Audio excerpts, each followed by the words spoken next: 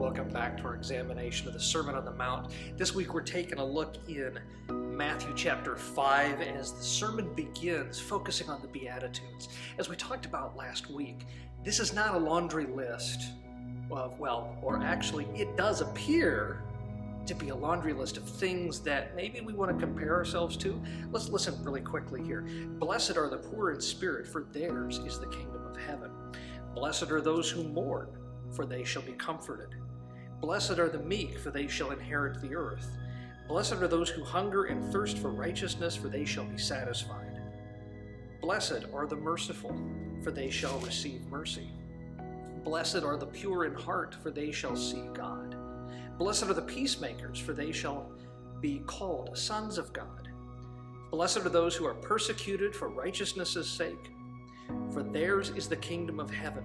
Blessed are you when others revile you and persecute you and utter all kinds of evil against you falsely on my account. Rejoice and be glad, for your reward is great in heaven. For so they persecuted the prophets who were before you. See, when you look at passages like this, you run the potential risk of thinking, man, if I want God's blessings, wow, my life's got to be rough. I have to mourn and be meek. But the question is not, are we called to be those things, but is it going to be by the very nature of who we are in Christ, who we are shaped to be?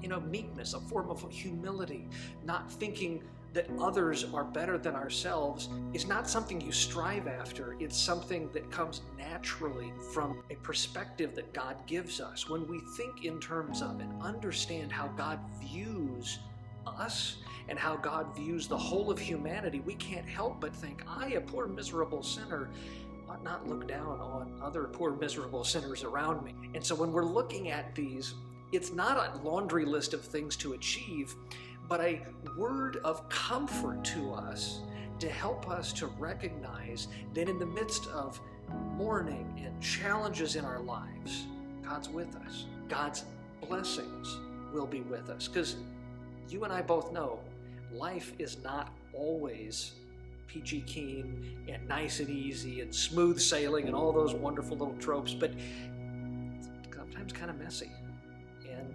oftentimes a big challenge. And so we hear in the Beatitudes, not an attitude that we need to have, but a word of comfort that the bumps and bruises in life are noticed by God, and He will bless us through them, and maybe perhaps just simply despite them. What a comfort that is. God bless, and I'll see you next week.